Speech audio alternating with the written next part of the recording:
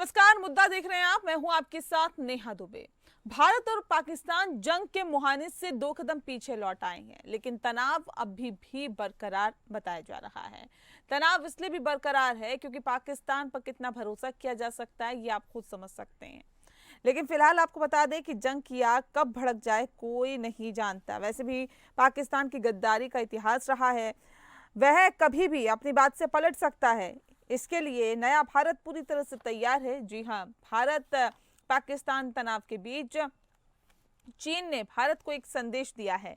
वह है to front war के लिए तैयार रहने के संदेश को यहाँ पर दिया गया है। दरअसल चीन ने एक बार फिर पाकिस्तान का सपोर्ट किया है। उसे डंके की चोट पर आतंकियों के आका पाकिस्तान का समर्थन किया है। चीन का पाकिस्तान को सीधा सपोर्ट का मतलब भारत को टू फ्रंट वॉर के लिए तैयार रहने का संदेश। पहलगाम अटैक के गुनहगारों और पनाहगारों को भारत छोड़ेगा नहीं, मगर भारत के इस रास्ते में एक बार फिर चीन खड़ा हो गया है। चीन का पाकिस्तान का खुला सपोर्ट न केवल क्षेत्रीय शांति के लिए खतरा है, बल्कि भारत को टू फ्रंट वॉर की चुनौती के लिए तैयार रहने का संदेश भी दे रहा है।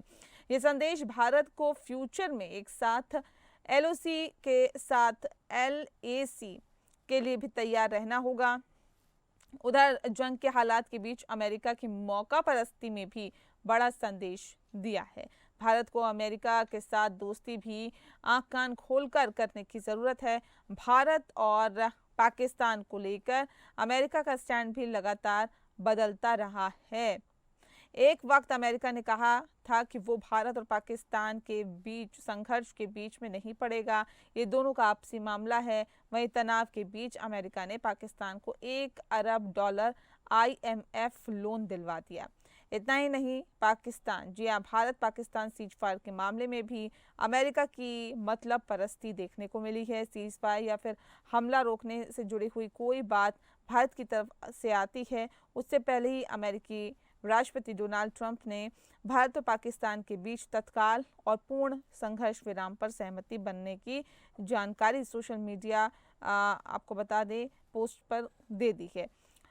ट्रंप ने ट्विटर पर सोशल मीडिया के हैंडल पर एक पोस्ट में कहा कि अमेरिका की मध्यस्थता में हुई एक लंबी बातचीत के बाद मुझे ये घोषणा करते हुए खुशी हो रही है कि भारत और पाकिस्तान ने पूर्ण और तत्काल सीज फायर पर सहमति जताई है। वहीं भारत ने अमेरिका की मध्यस्थता के दावे को खारिज कर दिया है।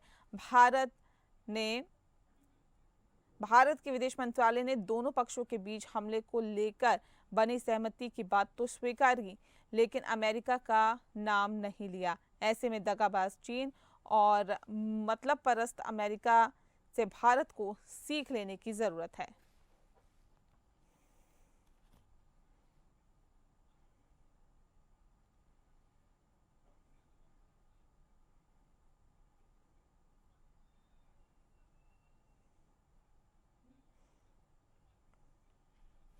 और इस विषय पे तफसील से चर्चा करेंगे। खास मेहमान हमारे साथ मौजूद हैं, उनसे आपका परिचय करा देते हैं। इस वक्त हमारे साथ ग्रुप कैप्टन VN झा साहब है, रक्षा विशेषज्ञ। बहुत स्वागत है सर आपका।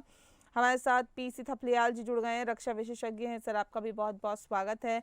इस खास कार्यक्रम की शुरुआत झा साहब आपके साथ ही करते हैं। इसे किस तरह से देखते हैं आप, और जिस तरह से पाकिस्तान को, क्योंकि भारत तो सिर्फ आतंकियों के खिलाफ लड़ रहा था और बार बार उसने इंटरनेशनल फ्रंट में भी इस बात को ही कहा है, हमेशा इस बात को कहा है कि देखिए लड़ाई सिर्फ आतंकियों के खिलाफ है, आतंकिस्तान के खिलाफ है, पाकिस्तान के खिलाफ नहीं, सिविलियंस के खिलाफ नहीं वहां के।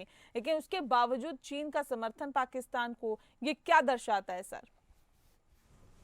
नमस्कार जी नमस्कार देखिए, सर। आपने जो भी कहा था कि टू फ्रंट वॉर, तो देखिए जब मैंने 1974 में मिलिट्री कॉलेज में दाखिला लिया था, तो तभी से हमें बताया गया है, हमें हमें अप्राइज करा गया है, हमें प्रिपेयर किया गया है कि टू फ्रंट वॉर एक पॉसिबिलिटी है। क्योंकि 62 उससे पहले हो चुका था, 65 इसीलिए हुआ था कि पाकिस्तान ने समझा था कि शायद भारत कमजोर हो गया और इसलिए वो वॉर नहीं लड़ पाएगा। तो एक सीरीज ऑफ घटनाएं तब से होती चली आ रही है। तो जो टू फ्रंट वॉर का जो कॉन्सेप्ट बहुत पुराना है, लेकिन आज के दिन में जब हम और आप इसकी बात करते हैं, तो मैं नहीं जानता हूँ कि आपको गांव और छोटे शहरों का कितना नॉलेज है। वहाँ एक साहूकार होते हैं, एक साहूकार जो कि अपने क्लाइंटेल को छोटे छोटे ऋण देते हैं, कर्जा देते हैं। तो उन साहूकार के लिए सबसे बड़ी चीज ये होती थी कि उनके ऋणी जो हैं कहीं वो मर नहीं जाए और कहीं वो भाग नहीं जाए। पाकिस्तान वही है, चीन के लिए पाकिस्तान बिल्कुल वही है। चीन नहीं चाहता कि पाकिस्तान मर जाए, चीन नहीं चाहता कि पाकिस्तान के टुकड़े टुकड़े होकर बिखर जाए, क्योंकि उसका 112 बिलियन डॉलर का जो प्रोजेक्ट है वो पाकिस्तान में है। और इसीलिए चीन जो है, उनका जो बयान आया था कि we stand for the sovereignty of Pakistan, we stand by them. तो ठीक है, हम लोग पाकिस्तान की सॉवरेनिटी को खत्म नहीं कर रहे हैं। देखिए, पाकिस्तान हमारा नेबर है, इसको तो हम विश आउट नहीं कर सकते हैं, उसको हम काट के तो नहीं हटा सकते हैं। तो वो नेबर रहेगा, लेकिन वो नेबर में इतनी अब क्षमता नहीं रहनी चाहिए कि वो हमारे यहाँ पे आतंकी अटैक लॉन्च कर सके, पहली बात।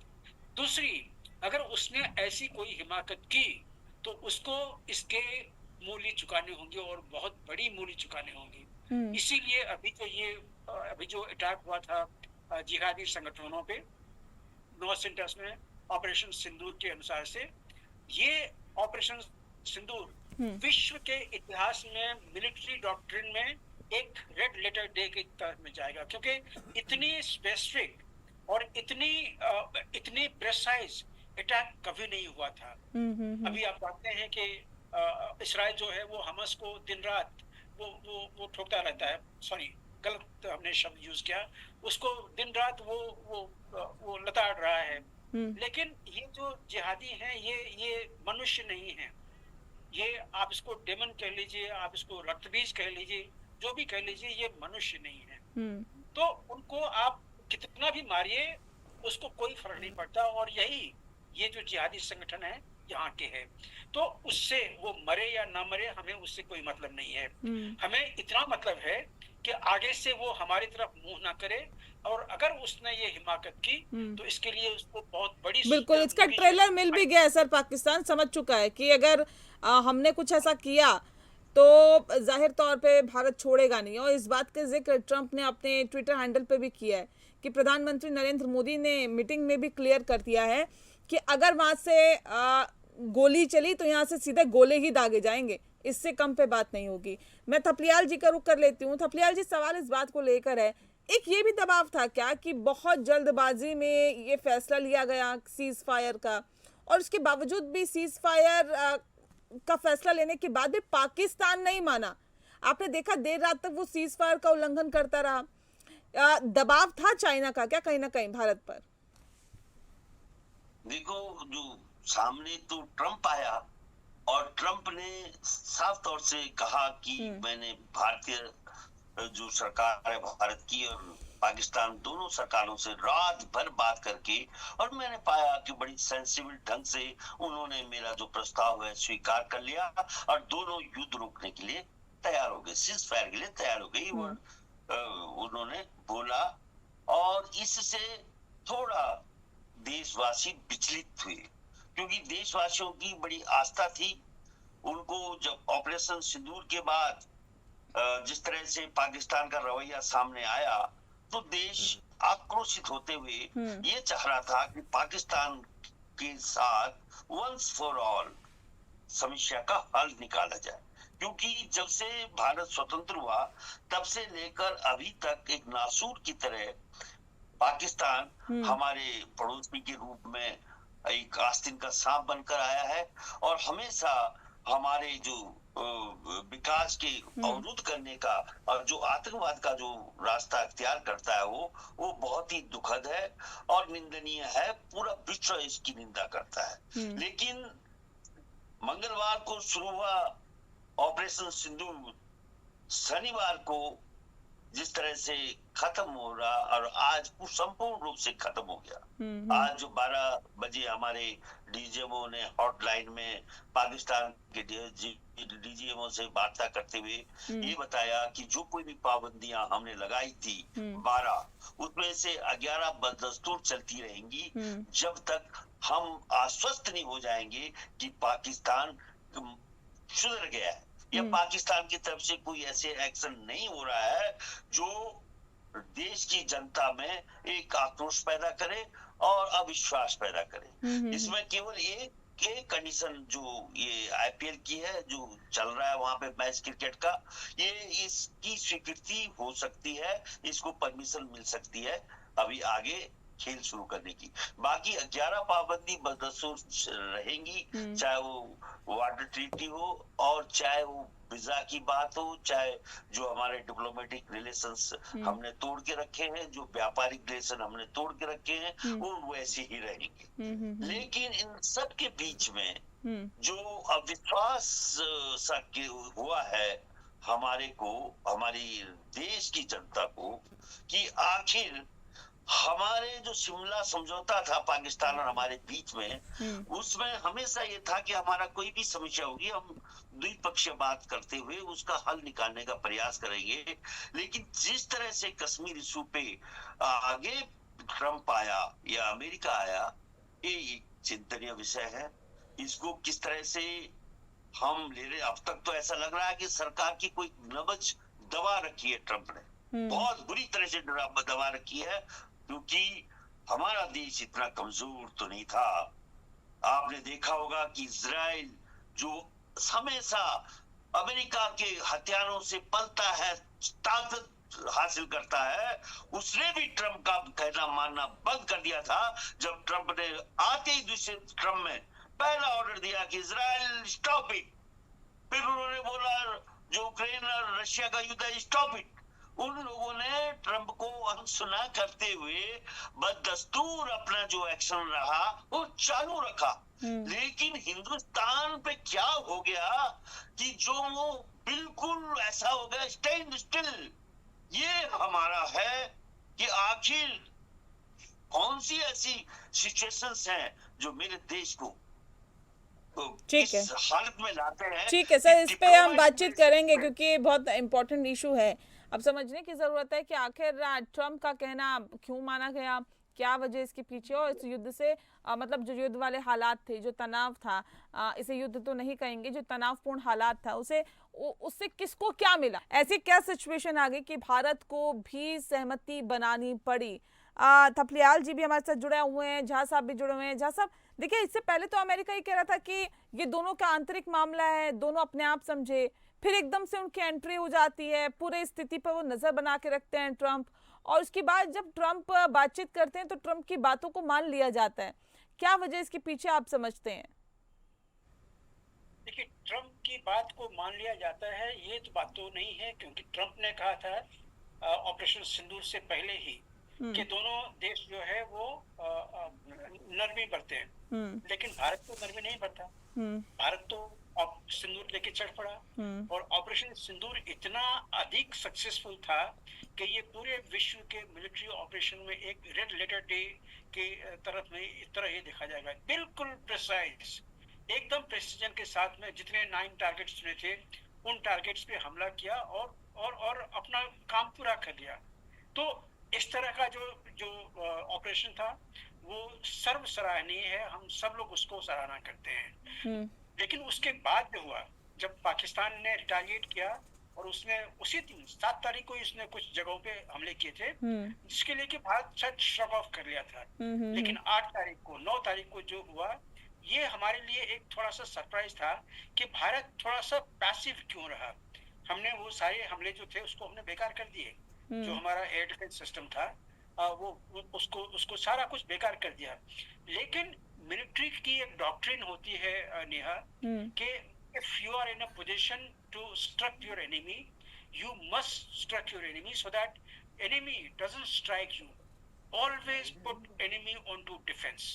ये बेसिक है मिलिट्री डॉक्ट्रिन का, और हम उस स्थिति में थे कि हम पाकिस्तानी जो आर्म फोर्सेस है उसको नॉकआउट कर देते, लेकिन हमने वो नहीं किया। ये जो चीज है ये हम में से देखिए, हम लोग आज के दिन एडमिनिस्ट्रेशन नहीं है, हम एयरफोर्स के कमांड में नहीं है। आज के दिन में जो आर्म फोर्सेस के कमांड में जो लोग हैं, तीनों चीफ, सीडीएस, एनएसए, रक्षा मंत्रालय, पीएमओ, इन सबों ने आपस में जितने भी एक्शंस लिए हुए हैं ये बिल्कुल यूनिसन में लिया हुआ है, एक यूनाइटेड डिसीजन था कि हम लोगों का ये अप्रोच रहेगा। उन्होंने जो अप्रोच लिया हुआ है हम उसी के साथ जाते हैं, क्योंकि युद्ध में जाने से पहले सभी लोगों ने, सारे पॉलिटिकल पार्टीज ने सरकार को ये कहा था कि आप जाइए, आप एक्शन लीजिए, हम सब आपके साथ में खड़े हैं। ऑपरेशन सिंदूर के बाद भी यही चीज फिर से सर्वदलीय बैठक बुलाई गई थी, फिर सबों ने यही कहा कि आप डिसीजन लीजिए, हम आपके साथ खड़े हैं। तो उन दिनों में जो जो जो बढ़ के पाकिस्तान को नेस्तो नाबूद करने के लिए जो भारत नहीं गया, ये जो डिसीजन था जो सरकार ने लिया था कि ऐसा नहीं, हम लोग इसके लिए नहीं जा रहे हैं, हम अभी भी इसका समर्थन करते हैं। और नेहा, आपको एक चीज याद रखना पड़ेगा, पता नहीं हम लोग कभी कभार बह जाते हैं कि हम ये कर सकते थे, हमने ये नहीं किया। पाकिस्तान एक रोग स्टेट है और उस रोग स्टेट के हाथ में एक न्यूक्लियर हथियार है। हम जानते हैं कि हमारे पास में उससे ज्यादा हथियार हैं। अगर उसने एक चलाए तो हम 10 चला के उसको बिल्कुल नक्शे से हटा देंगे, लेकिन एक अगर चलेगा, नेहा याद रखो मेरे वर्ड्स, अगर एक चलेगा, अगर एक हिरोशिमा होगा या एक नागासाकी होगा, उस प्रलयकारी जो विभत्स जो रूप होता है उसका 80 साल बाद भी वो ऐसे ही बना हुआ है। क्या हमारी सरकार जो है अपने इतने लोगों की बलि चढ़ाने के लिए तैयार है?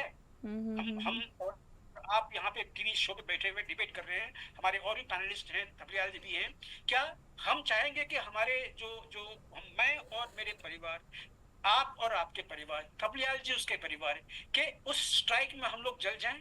क्या आप चाहेंगे? नहीं। फर्स्ट रूप कई पीढ़ियां सर, कई पीढ़ियां, वो तो उसकी भेंट से ही पीढ़ियां जाती है। हाँ, इसीलिए ये जो डिसीजन है, इस डिसीजन के लिए आपको थोड़ा सा सोचना पड़ेगा। ये जोश से नहीं, ये होश से लेना पड़ेगा, क्योंकि अगर उसने हमला किया तो इसमें कोई दो राय नहीं है कि हम अटल बिहारी वाजपेयी के उस शब्द को पालन करेंगे कि अगले दिन पाकिस्तान जो है वर्ल्ड के मैप पे नहीं रहेगा। लेकिन उससे पहले उसने जो एक हथियार चलाया था, उससे हमारे कम से कम हो सकता है कि 2 लाख, 3 लाख, 4 लाख फैमिली वो नष्ट हो जाएं। क्या हम इसके लिए तैयार हैं? क्या हम ये चाहते हैं? अगर हम इसको अवॉइड कर सकते हैं तो मस्ट अवॉइड इट। और अंत में मैं चाहूंगा आपको कहना, देखिए हम लोग राम और कृष्ण की धरती पे हैं। राम जी ने भी लंका के चढ़ाई के पहले से अंगद को भेजा था कि लास्ट मोमेंट में अगर पीस मिलती है किसी भी कीमत पे तो वो ले लो। कृष्ण जी को याद कीजिए, महाभारत की लड़ाई के पहले कृष्ण जी खुद शांति दूत बन के गए थे कि आखिरी क्षण तक अगर लड़ाई को रोका जा सके, जिसमें के विभत्स रूप होगा, जिसमें असंख्य लोग मारे जाएंगे, अगर उसको रोक सको तो पहले उसको रोक लो। ठीक है, किसी भी कीमत पे मिलती है बिल्कुल बिल्कुल। और भारत तो हमेशा से ही इसके आगे इसी पथ पे आगे बढ़ता रहा है, शांति की बात करता रहा है। लेकिन एक थपलियाल जी सवाल इस बात को लेकर, अमेरिका अपनी वाहवाही क्यों लूट रहा है? एक्स पर भी उन्होंने ये लिखा कि देखिए हमने रात भर बात की और उसके बाद ऐसा हो गया वैसा हो गया, दोनों को मनाने में हम कामयाब रहे। अपनी वाहवाही ट्रम्प कर रहे हैं, जबकि जब सेना की तरफ से प्रेस कॉन्फ्रेंस की तो कहीं पर भी ट्रम्प का नाम नहीं लिया गया, अमेरिका का नाम कहीं नहीं लिया गया। देखो, ट्रम्प साहब का भूमिका ये पहली बार नहीं, जब पुलवामा हुआ था तब भी उन्होंने ऐसा ही रेफरी का रोल अदा किया था। मुझे याद है कि जब अभिनंदन को छोड़ाया गया वहां से, पाकिस्तान से, मैं उस दिन पूरी रात भर चैनल GTV में था और मैंने पूरा वो एक्शन देखा कि किस तरह से अभिनंदन इंडिया में किया गया।